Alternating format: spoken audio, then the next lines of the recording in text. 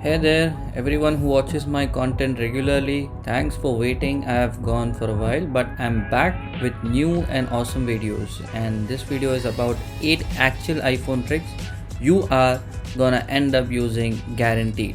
So let's dive straight into it, shall we?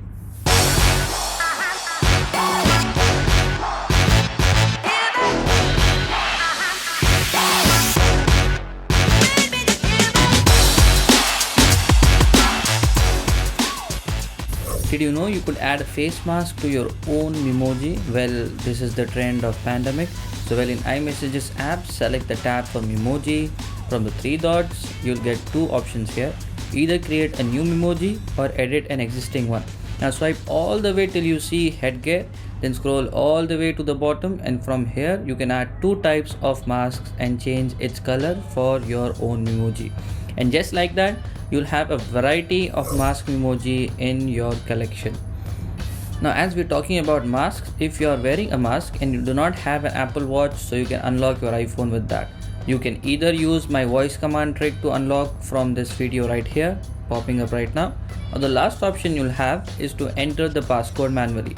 But stay with me, at least 3 to 5 seconds are wasted to wait for the Face ID to detect your face and then give the passcode page.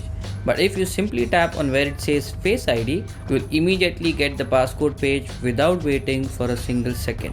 Be honest and let me know in the comments, did you know that?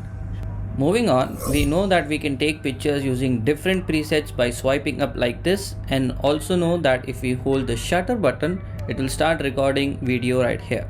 But now if we connect both these features, you can now shoot a video with all these cool presets, and this is helpful because you won't get these presets when you shoot a video in the actual video mode.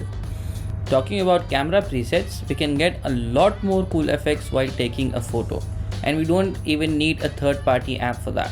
So here's how. In the iMessages app, tap on the camera button and then make sure to tap on the star option, star kind of thingy, and we'll instantly have these cool options here. Now add something, either text or something you like. Set and click the photo, then either edit or send it. You can also tap on the image and share it with someone else right from here. You might know that iPhone has an inbuilt Shazam feature, right? And you can use it from Control Center directly. But did you also know that if you're listening to music on a Bluetooth device like AirPods or any other Bluetooth headset and you activate Shazam, it will still detect that song or music even if your iPhone is not able to hear that music out loud. How cool is that? And if you don't have this Shazam option here, you can add it by going to Control Center settings and add it from there. Now speaking about music, there are a lot of folks who listen to music from YouTube, right? For studying or gym or sleep or any XYZ reason. But the problem is the moment you leave YouTube, the music will stop playing. Now you can play that video using YouTube picture-in-picture mode by using a Siri shortcut for that.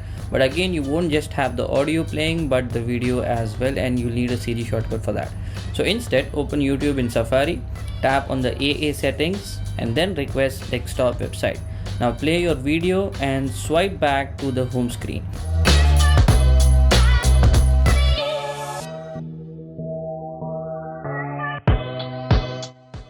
Simply play the video from the control center, and now only the audio will play in the background for that YouTube video, even if your iPhone's locked and even if you don't have a Siri shortcut for it.